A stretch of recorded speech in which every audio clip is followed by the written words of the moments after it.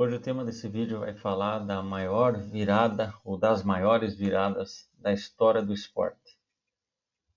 Quando eu vou tratar de virada aqui, eu vou fazer uma breve distinção de virada numa partida, né? Uma virada num jogo e virada em série, ou seja, um playoff. Você está com X jogos de desvantagem e conseguir reverter isso. E também aqueles outros casos em uma determinada partida de diferentes modalidades, uma virada absurda. Tá? Para isso, obviamente, teremos critérios. Eu vou elencar para vocês 5 que são os critérios para definir tanto do grupo das viradas em séries quanto das viradas em partidas. Mas eu começo falando de uma que vocês certamente, quem já estudou ou que lembra, né? Essa virada, sempre que você tem, no futebol principalmente, mas sempre que você tem alguma virada que deve acontecer, que precisa acontecer, uma virada muito elástica, né? 4 gols de desvantagem, 5 gols de desvantagem, sempre que há um time nessa desvantagem e perguntam, já dá para dizer que acabou, que está classificado? Vai ter alguém que vai dizer, não é bem assim. Vamos lembrar do Palmeiras contra o Grêmio em 95. O curioso é que evoca-se essa partida, mas o Palmeiras não se classificou contra o Grêmio.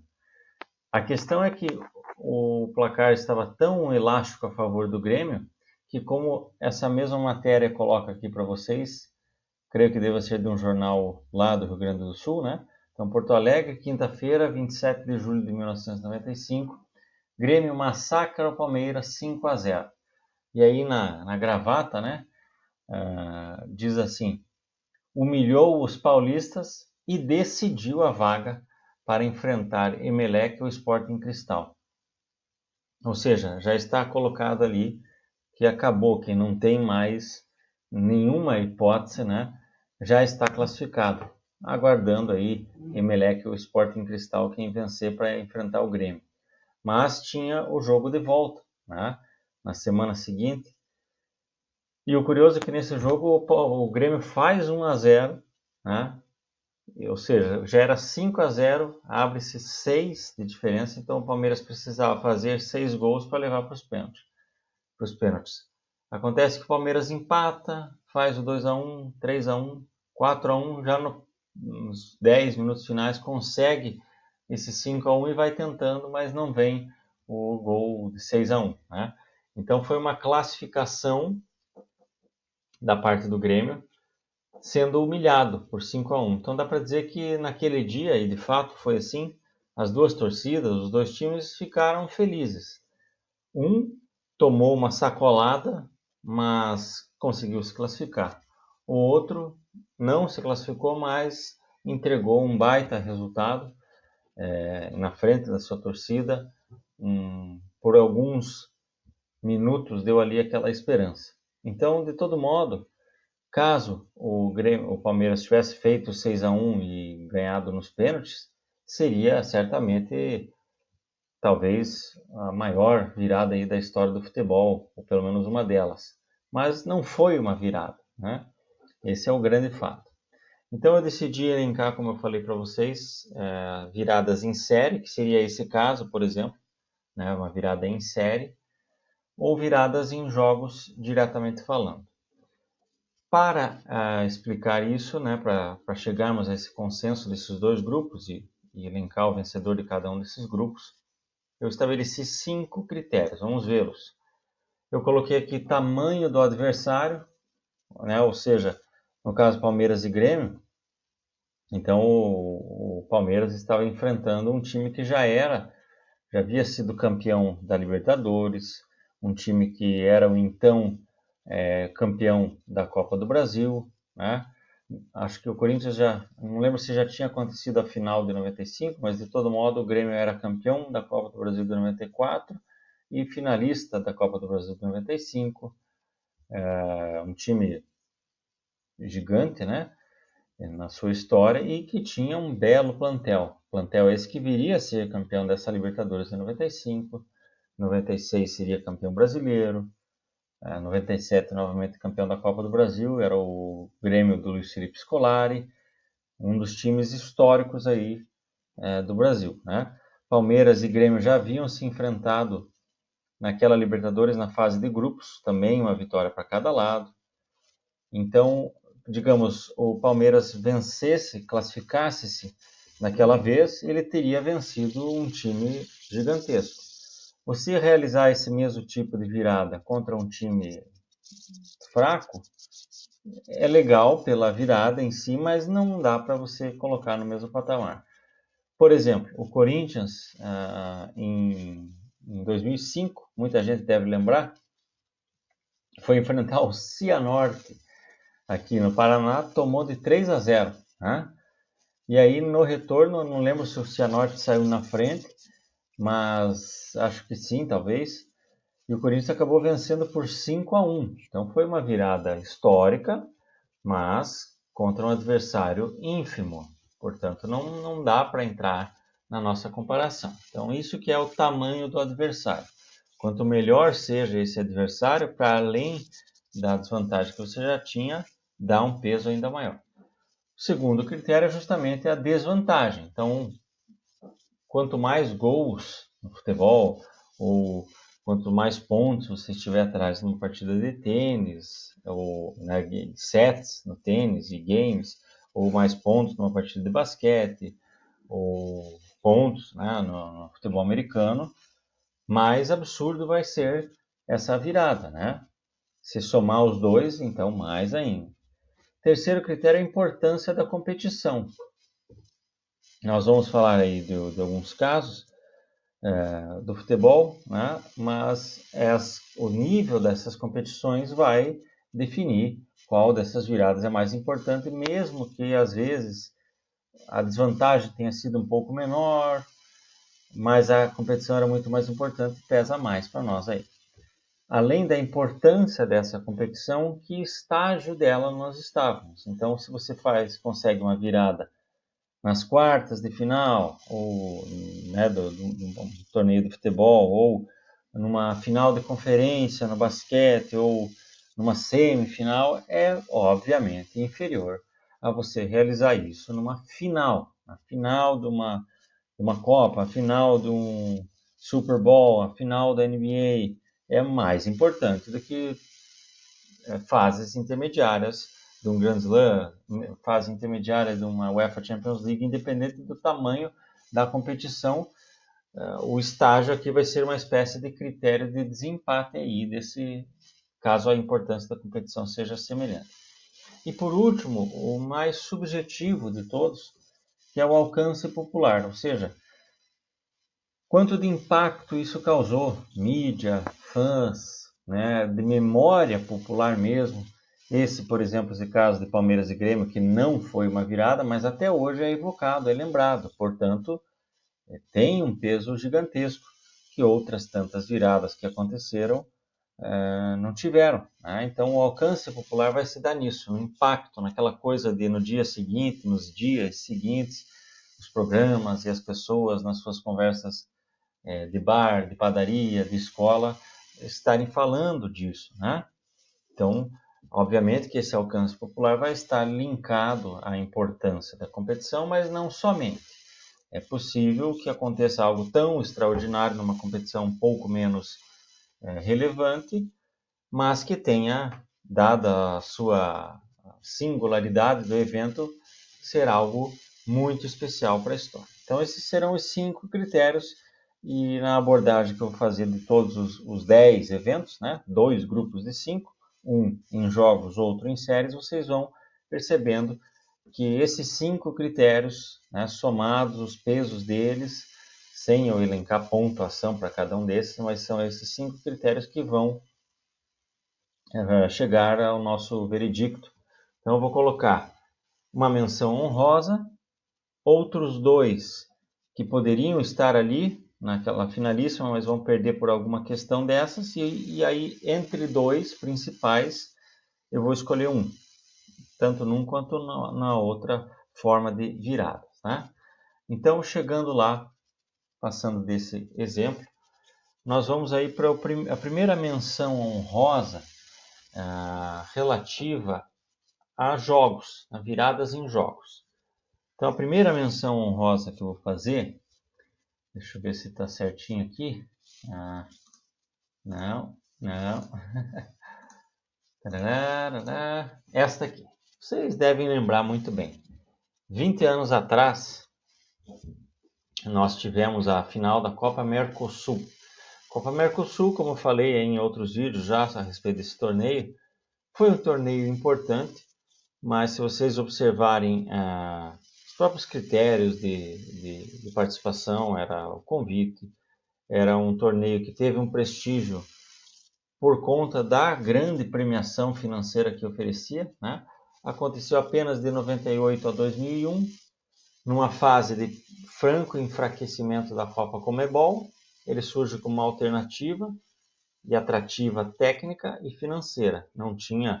Nunca se equiparou a Libertadores, mas tinha esse atrativo técnico, porque reunia realmente a nata, né, da Argentina e Brasil principalmente.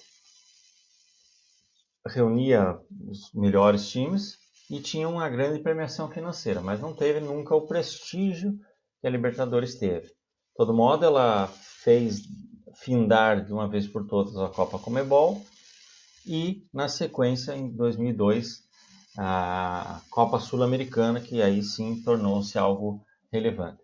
Pergunta, provocação para os amigos que são a favor de mudar a Taça Brasil / Roberto Gomes Pedrosa para Campeonato Brasileiro. Vocês acham que deveríamos mudar a Copa Conmebol e a Mercosul para a Copa Sul-Americana? Fica aí a pergunta. Então, 98 e 99, nós teríamos 2 campeões da Copa Sul-Americana, como nós temos 2 campeões da Taça Brasil e da Roberto Gomes Pedrosa, 2 campeões brasileiros. E a outra provocação é inversa. Para aqueles que comemoraram seus títulos, eles não valem porque acabaram em apenas 4 anos, né? Um torneio que durou 4 anos, então não vale. Fica aí a pergunta também para aqueles que dizem que o Corinthians e tantos outros times ficaram na FIFA, né? Mas a questão singular deste jogo é a seguinte: ela foi também uma espécie de virada em série, porque o título foi decidido em melhor de 3. Né? O Vasco ganhou o primeiro, o Palmeiras ganhou o segundo, não lembro os placares. E aí no terceiro jogo o Palmeiras sai à frente e o Vasco vira. Então acabou sendo uma virada em série, mas não seria impressionante a virada em série, porque melhor de 3, um jogo 2-0, outro 1-0 é absolutamente normal. Nada de extraordinário. Mas o que aconteceu nesta partida foi extraordinário. O Palmeiras sai vencendo, faz 3-0 no primeiro tempo, termina o primeiro tempo, perto ali já dos acréscimos, faz 3-0. Retorna-se para o segundo tempo, todo mundo imaginava que já tinha acabado, que o Palmeiras ia só dominar, o Vasco eventualmente até poderia fazer um golzinho de honra ali, mas já era favas contadas. Então se tinha um tempo, e nesse um tempo o Vasco virou para 4-3, o quarto gol acontecendo já nos acréscimos. Então foi realmente espetacular, né? Os vascaínos celebram muito esse título, tem livro, tem especial, comemoração. Esse ano aí vai fazer 20 anos, os vascaínos chamam de virada do século. Virada do século, até porque de fato era a virada do século, 10 dias depois ali ia acontecer a virada, né? De 2000 para 2001, que é a virada do século, e esse jogo. Então foi realmente um jogo muito impactante, de grande alcance popular, mas vai ficar abaixo desses próximos 4 que nós vamos mencionar aí. Então vamos lá. As 2 menções honrosas que eu vou fazer de partidas, né? Então vamos aqui primeiro. Para muita gente, talvez esse aqui devesse estar em primeiro lugar, né? Para muita gente é um dos maiores de todos os tempos. Mas vai ficar para nós ali no grupo do top 4, não vai chegar para finalíssimo. De todo modo, vamos lembrá-lo. Liverpool e Milan em 2005. Objetivamente não foi uma virada, né? Foi uma busca de um empate. Mas, como é a regra, a final decidida em um jogo só, o empate vai para a prorrogação, nos pênaltis o Liverpool virou. Então não deixa de ser uma virada porque ele venceu nos pênaltis. Também, a exemplo de Palmeiras e Vasco, o Milan abriu 3-0 no primeiro tempo. E imaginava-se também que era quase impossível que algo acontecesse. Lembrando que aquele time do Milan era um time muito forte. Outro pontinho só de Palmeiras e Vasco, além de vocês perceberem, né, que o Mercosul é inferior à Champions League, óbvio, mas o Vasco era de fato um time melhor do que o Palmeiras, consideravelmente melhor. Neste caso, o Milan, você tinha lá o Kaká já em ascensão, os grandes ícones ainda estavam ali, né? Maldini, você tinha o Dida era goleiro, tinha Crespo, era um time muito bom, Shevchenko acho que estava, então era um time muito forte do Milan, né? Havia sido campeão da Champions recentemente, em 2003, e o Liverpool estava numa fase de retornar. Então, objetivamente, o Milan, além desta grande vantagem, 3-0, era também um time superior. Então, tamanho do adversário, a situação, estágio da competição, tudo leva a crer que seria um dos melhores, maiores viradas de todos os tempos, né? E de fato é especial. Lógico que não ter vencido em jogo talvez subjetivamente faça eu deixá-la para trás, mas na verdade é o peso das outras três que eu vou mencionar que coloca esta para baixo. Um quase empate, né? Mas digamos assim, quase que um empate, mas mesmo patamar, né? Final de Roland Garros de 1984. Né? Nós vimos este ano, quem acompanha tênis, o Thiem virou para cima do Zverev no US Open, perdendo de 2-0 na final, virou para 3-2. Mas aí a questão é que justamente, por mais que o Zverev seja um belo, um grande jogador de tênis, e o Thiem também é ótimo, mas não se compara aqui, né? Aqui nós temos 2 dos 10 melhores de todos os tempos, e a essa época, acho que o Borg já tinha, inclusive, abandonado, eram os 2 melhores do mundo na época, né? O Jimmy Connors já não era tão forte quanto eles aí, eles eram os 2 melhores do mundo. Ivan Lendl, aqui à esquerda, de quem está vendo a imagem, e John McEnroe, à direita. John McEnroe era considerado um fenômeno, é o cara que finalmente quebrou a sequência do Borg em Wimbledon, e o Lendl, né, o tcheco que se naturalizou americano, outro monstro. Então aqui você tem cada um dos dois vencendo ao todo 8 Grand Slams, né? Essa geração realmente foi muito especial, talvez a melhor em número de grandes jogadores, porque Sampras, Agassi polarizaram muito ali, você tinha outros grandes depois, e hoje nós temos 3 monstros, né, que é Djokovic, Nadal e Federer. Aqui você tinha 4, o Connors, o Borg, o Lendl, McEnroe, e ainda sobrava espaço para um Boris Becker da vida, um pouquinho mais à frente um Stefan Edberg e outros tantos. Então acho que em número de grandes craques esse foi o ápice do tênis, né? Grandes jogadores de altíssimo nível. De todo modo, John McEnroe, que era o número 1 do mundo, e como falei, quebrou a sequência do Borg, abre 2-0 na final de Roland Garros 84. 6-3, 6-2, 6-2, 6-3, não lembro agora. E aí no terceiro set, um 4-4, o Lendl faz 6-4 e vira os últimos 2 sets, 7-5, 7-5. Então, pelo tamanho, né, do John McEnroe, por ser um Grand Slam, um dos mais importantes, não o mais importante, mas um dos mais importantes, por ter 2 mitos aí envolvidos, por ser um 2-0, né, em final de Grand Slam para virar. Nós tivemos, por exemplo, uma virada em Roland Garros também de 2-0 em 2004, desculpem, o Gaston Gaudio, argentino, virou contra o Guillermo Coria, também argentino, perdendo de 2-0. Mas aí você vê que o peso, realmente, os dois adversários são atletas historicamente medianos, né? Aqui você tem 2 lendas da história do tênis. Então, Liverpool sobre o Milan em 2005 na Champions e Lendl sobre McEnroe em Roland Garros 2084. ficam aí quase, né, na nossa final.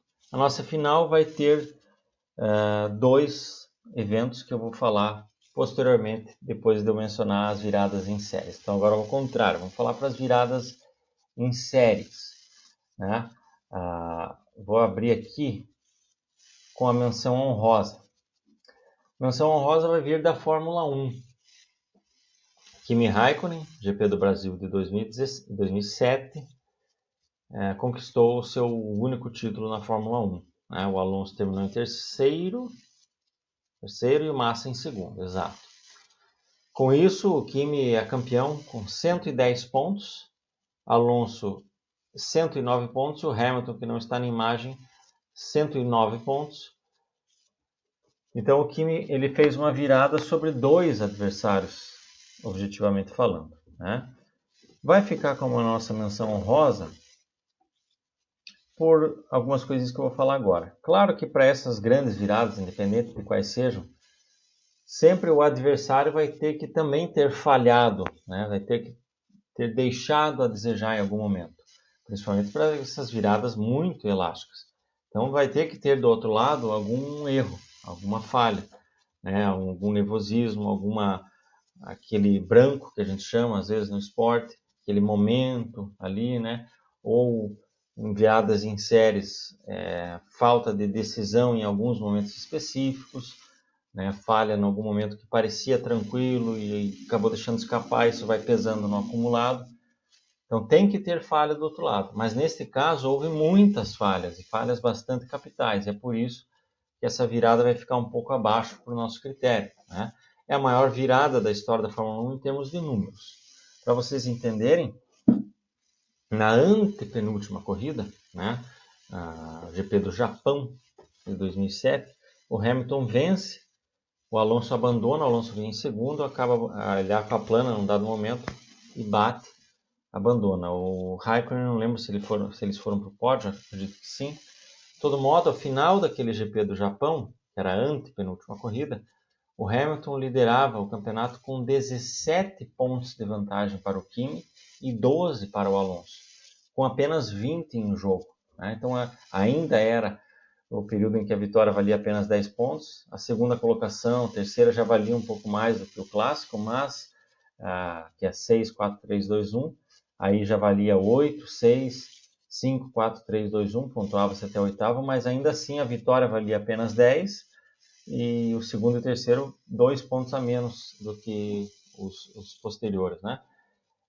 Então, para você tirar essa vantagem, era praticamente visto como impossível. Inclusive, o Kimi não era nem cogitado nessa decisão. Ele era visto apenas o matematicamente possível, para não descartar, né? Era concentrado em Alonso e Hamilton, até pela questão do carro, né? Mas, de todo modo, todo mundo achava que o Hamilton seria campeão já na China, não precisaria nem vir ao Brasil. Bastava que ele terminasse em segundo lugar, ele seria campeão pelos critérios de desempate. Mas o que acontece? O Hamilton, na entrada dos boxes, ele deixou uma ou duas voltas a mais na pista, o pneu dele realmente esfarelou, e aí na entrada dos boxes ele não consegue nem fazer a curva de contorno para entrar para os pits. Ele acaba abandonando sozinho ali, ele perde o controle do carro a uma velocidade baixa, para na brita sozinho, né? Com isso, o Kimi vence aquela corrida, o Alonso tira em segundo, e aí chega-se no Brasil ainda assim com uma grande vantagem. Porque aí, nesse momento no GP do Brasil, antes de começar, o Hamilton estava deixa eu me lembrar, 12, 8, ele estava a 4 pontos à frente do Alonso e a 7 do Raikkonen, né? 4 do Alonso e 7 do Raikkonen. Portanto, ele precisaria isso. Ele estava com 107 pontos, o Alonso com 101, eu acho. Não, o Alonso com 103, o Hamilton com 107 e o Raikkonen com 100. Então, ainda assim, o Hamilton, se ele tirasse, por exemplo, uma terceira colocação, ele iria para 113, não garantiria porque dependeria do Alonso, mas bastava ele marcar o Alonso e ele ainda tinha uma boa vantagem para o Kimi, né? O Kimi poderia vencer e o Hamilton terminando em quinto, por exemplo. Então ainda era muito tranquilo e, de novo, nos treinos ele faria uma posição que certamente bastaria completar aquela corrida. No início da corrida, vai para a reta oposta, o Alonso puxa para o lado de dentro, deixa o lado de fora para o Hamilton. Ele faz aquela ultrapassagem, tentativa de ultrapassagem suicida numa curva como aquela, né? Do Sol, né? E espalha, obviamente. Cai lá para trás, ele inclusive perdeu a marcha, alguma coisa assim, e acabou remando, chegou na 7ª posição. E mais esse detalhe, se ele chegasse na 7ª posição com o Alonso atrás da Ferrari, o Hamilton seria campeão. Aí o Massa vai para o box, vem um pouco mais devagar, e o Kimi passa ele. Então, além dos erros capitais do Hamilton, teve esse joguinho de equipe ali para sacramentar o título. Mas fica como menção honrosa por ser a maior virada numericamente falando. 85% dos pontos o Raikkonen estaria atrás e conseguiu o título, né? Então fica essa como nossa menção honrosa para viradas em séries. E aí eu vou citar as outras duas que vão ficar de fora, né? Vamos lá. Deixa eu ver se está certinho aqui. Já foi essa. Aí, vamos citar essa aqui. Boston Red Sox. O que seria a final de conferência, né, de 2004. Então eles fazem as finais das ligas paralelamente e aí a final que é o chamado World Series. Nessa final de conferência, o Red Sox estava perdendo de 3-0 na série. Então, melhor de 7, bastava uma vitória do adversário que estaria sacramentado o título. O Boston venceu o título da conferência. O Boston venceu 4 jogos na sequência. De todos os esportes americanos principais, é o único caso em que de 3-0 vira para 4-3. Nós temos muitos casos aí, nós vamos mencionar daqui a pouco, de 3-1. Na NBA tivemos um caso que estava 3-0, o time conseguiu empatar, mas perdeu o jogo 7. Então é muito singular nesse sentido. É uma virada muito histórica, mas não era a final, não era o World Series. Inclusive no World Series eles vão e vencem por 4-0, mostrando que era um time muito especial. De todo modo, aí também, além dessa virada épica, foi contra os New York Yankees, né? Que é talvez o time mais popular da história do beisebol. Então fica essa como uma das 4 maiores viradas da história. E a outra grande virada, também vou mencionar agora, é do futebol. Então essas duas basicamente não vão chegar para a nossa final, na nossa lista final das séries, porque justamente não aconteceram em finais. A nossa outra menção, todo mundo vai lembrar, é oitavas de final, ou quartas, acho que oitavas de final, da Champions League de 2017, Paris Saint-Germain versus Barcelona. Primeiro jogo, o Paris Saint-Germain mete 4-0 no Barça. Um massacre. Detona o Barcelona. Volta-se lá para o Camp Nou.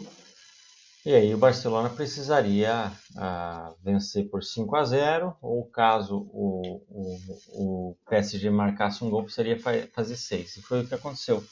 Acho que o Barça abre 1-0, 2-0, não lembro se chegou a fazer 2-0. O PSG desconta, e aí precisaria de mais 2 gols. E aconteceram esses mais 2 gols, né, na reta final. Aí é o grande jogo do Neymar na história, né, talvez. Acho que é o grande jogo dele. Realmente ele tomou a frente ali. O Messi fez um gol de pênalti no primeiro tempo, mas na sequência é o Neymar que realmente levantou. Ele faz um gol de falta, ele sofre um pênalti, ele marca, acho que não chegou a sofrer o pênalti, mas ele faz, ele sofreu o pênalti no primeiro tempo. No segundo tempo, então, ele faz um gol de pênalti, faz um golaço de falta e ainda bate uma falta para o Sérgio Roberto fazer o gol, esse que está comemorando aí. Então, nos últimos 3 gols, ele que dominou. É o grande jogo dele, uma virada absurda. Como ponto também para nós mencionarmos, além de não ser final, tem muita coisa de arbitragem aí. Eu não vou entrar em teoria da conspiração. até porque já na sequência o Barça toma 3-0 da Juventus, e aí empata no jogo de volta e não consegue classificação. Mas teve uns 2, 3 lances ali bem pró-Barça, algum contra o PSG, que foram meio dúbios. Então não foi aquela virada apenas também do talento, né? Muito embora, repito, com o Neymar arrebentou, mas teve esses pontos aí que deixariam um pouco abaixo, além de não ser em final. Então essas seriam as nossas menções honrosas para as grandes viradas em séries, tá? Então vamos lá. Agora chegando aos top 2 de um lado e de outro. Já foi. Então vamos aqui. Do futebol, viradas em séries, né? Então, viradas em séries, 2. O segundo lugar vai ficar essa aqui para nós. Eu peguei essa matéria da Gazeta Esportiva, lá de 1963. No primeiro jogo, era a final do Mundial de Clubes. Primeiro jogo, campeão, né, da Libertadores versus campeão da Champions. O primeiro jogo foi lá em San Siro. Mais de 50 mil pessoas. Contra o Milan. Milan de Gianni Rivera, Milan de Trapattoni. Grandes jogadores. Gianni Rivera foi vice da Bola de Ouro desse ano aí. O Amarildo, né, da seleção brasileira de 62, foi jogar no Milan, fez 2 gols contra o Santos. Então, na primeira partida, o Milan vence por 4-2.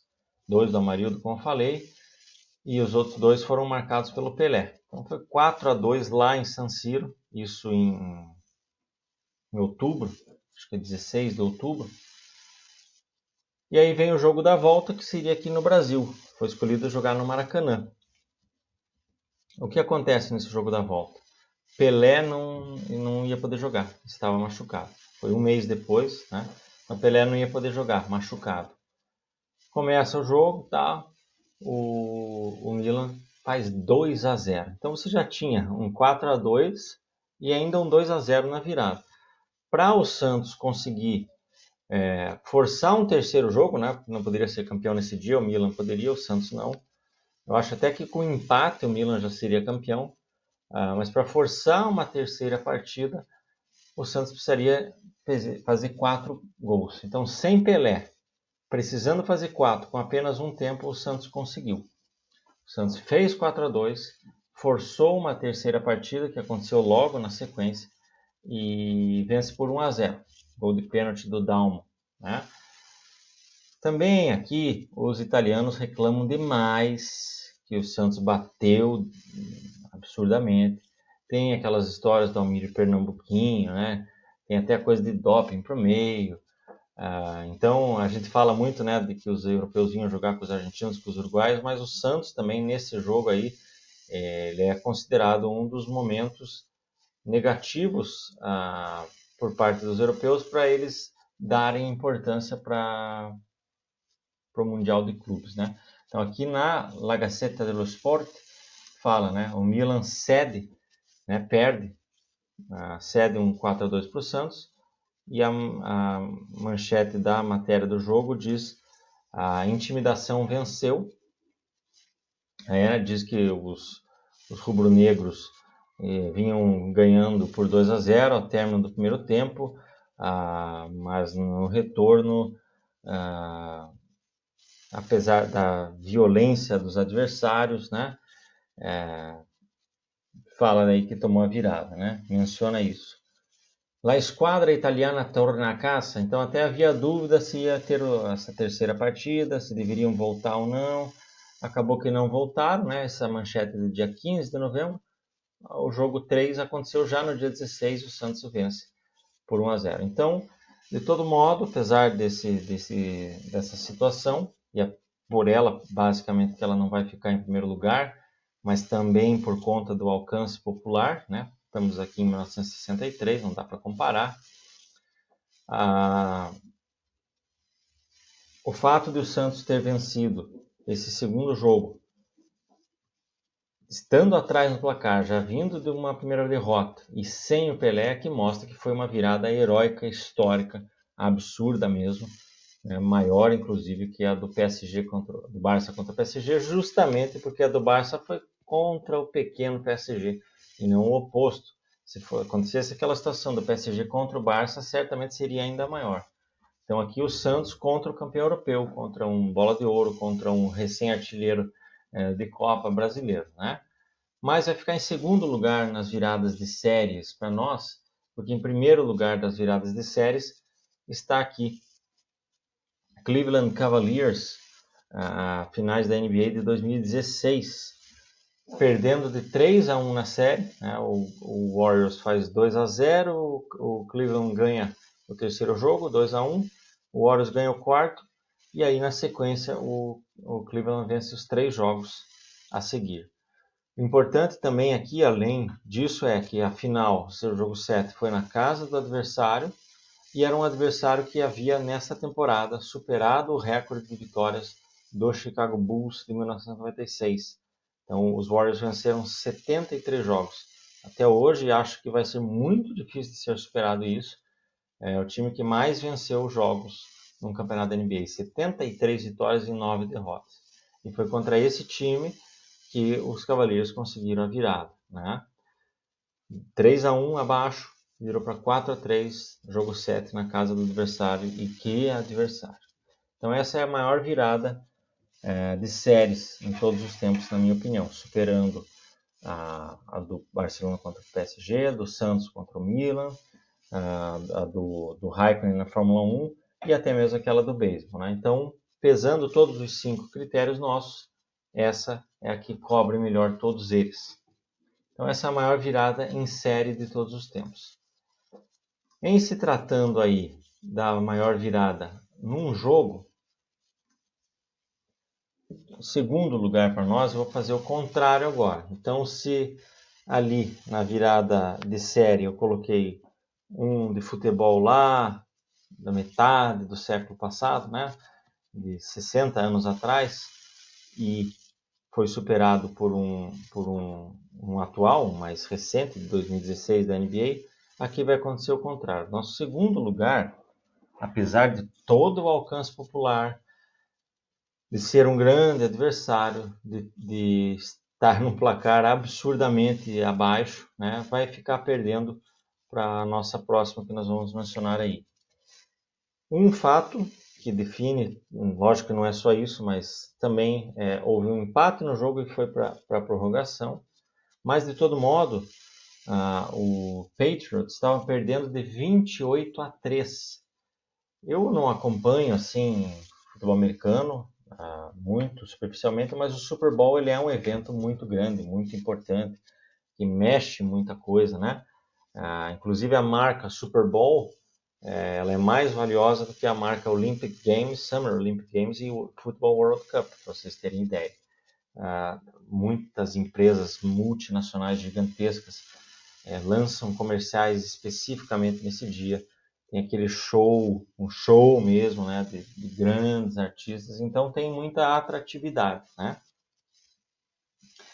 Então, assim, quando tem Super Bowl eu acompanho, eu gosto de ver quem está ganhando e tal, eventualmente torço para um ou outro. Eu lembro de ter olhado esse placar e falado, nossa, né, puxa, a gente imaginava, né, que pelo menos desse jogo, fosse legal, 28-3. Eu estava num lugar, fui para casa, um tempão, aí mexendo aleatoriamente no Twitter, não fui nem buscar a notícia do jogo, comecei a ver algumas referências, alguns memes, algumas exaltações, outras falando do Tom Brady como GOAT, né, que superou o Jerry Rice, que superou não sei quem, que agora ele era o maior de todos, e comparando ele com Jordan, com Pelé e tal. Aí, o que aconteceu? Dá uma olhada nessa parada aí. Os caras empataram 28-28, foi para a prorrogação 34-28 placar final, né? Então, um absurdo, realmente fantástico. Mas, para mim, e acho que para todo aquele que se interessa por futebol, por Copa do Mundo, então, a Copa do Mundo, né, como evento, apesar de eu falar que a marca Super Bowl até é superior, mas a Copa do Mundo ainda é o grande estigma, né, dos esportes, de nações, de realmente mobilizar o globo num esporte, num evento, num dia, né? E então aqui eu vou sugerir para vocês verem esse filme, né? Procurem O Milagre de Berna, né? Considerado um dos melhores filmes a respeito de esporte, né? De futebol. Milagre de Berna. Então nós tínhamos aqui a situação, combinando aquilo que eu falei de que competição, o estágio da competição, a desvantagem ou adversário, né? Quem era esse adversário para começo de conversa? Era a seleção da Hungria, que desde 1950 não perdia nenhum jogo. É a seleção que venceu a Olimpíada quando a Olimpíada não tinha esses critérios bizarros de sub-23, Olimpíada de 52. É o time que os ingleses que criaram o futebol os desafiaram, dizendo: estão ouvindo muito falar que vocês ganham daqui e dali, então venham aqui no Wembley nos enfrentar. Então era quase que uma final de campeonato, aquele jogo, um amistoso. É isso que eu digo sempre para vocês, pessoal. É amistoso, então não vale tanta coisa, mas olha o contexto. Os ingleses chamam para a guerra mesmo a seleção da Hungria, falam: venham aqui em Wembley, vamos ver se vocês são tudo isso mesmo, tipo o Léo falando do Barcelona, vamos ver se a Hungria é tudo isso mesmo. Intimaram os caras, a imprensa só falava nisso, fizeram toda aquela pressão, milhares de torcedores e resultado 6-3 para a Hungria lá dentro, com direito a um dos mais belos gols do Puskás, né? Já dentro da área, ele puxa a bola, o cara passa lotado e ele faz um golaço no ângulo. Então era essa seleção, era esse monstro, esse mito do futebol que a Alemanha enfrentou. Com o detalhe, na primeira fase, eles estiveram no mesmo grupo, Hungria e Alemanha. E o jogo deu 8-3 para a Hungria. É verdade que alguns alemães não estavam ali, né, naquele jogo do 8-3. Tem também teorias de universidades e que comprovou e que viu que tal, que os alemães estavam dopados, né? Mas o fato é que uma Alemanha, também temos que levar em consideração o seguinte: um pós-guerra totalmente destruída, desmoralizada, absurdamente para baixo, né? Enfrenta essa máquina e vence por 3-2, com o detalhe 2-0 para a Hungria já no primeiro tempo. Eles que praticamente introduziram o aquecimento, né? Então eles entram já num nível muito superior aos outros, faz 2-0, a Alemanha empata, né? 2-2 e faz um gol lá aos 39, 40 minutos do segundo tempo, 3-2 para a Alemanha. Então acredito que, somando todos os fatores, essa é a maior virada de um jogo, né? E da NBA é a maior virada em série da história. Escolher uma das duas, eu prefiro ficar assim. Uma é a maior virada da história do século XXI até agora, e a outra é a maior virada do século XX. Não é aquela do Vasco contra o Palmeiras, a virada do século certamente foi Alemanha contra a Hungria, 3-2 na Copa de 1954. E a maior virada dos esportes americanos foi Cleveland Cavaliers contra os Golden State Warriors, depois de estar perdendo 3-1. Nós tivemos vários outros casos, 11 casos ao todo, além deste, ou 12 casos ao todo, além deste, 2 que aconteceram neste ano, Denver Nuggets está perdendo de 3-1 e virar para 4-3, mas isso sempre em semifinal de conferência, em primeira rodada, até em final de conferência, em final de NBA, único caso. Beleza? E o próprio LeBron, né, levantou essa lebre. Tem um documentário que ele diz assim, ele fala nesse sentido, né? As pessoas gostam de criar polêmica, mas ele fala: quando eu consegui, né, nós conseguimos virar contra o Golden State de 73 vitórias, 3-1 abaixo, algo que nunca ninguém tinha feito, eu pensei comigo: eu sou o maior de todos os tempos. Não é, mas realizou um dos maiores feitos da história de todos os esportes. Beleza? Um abraço.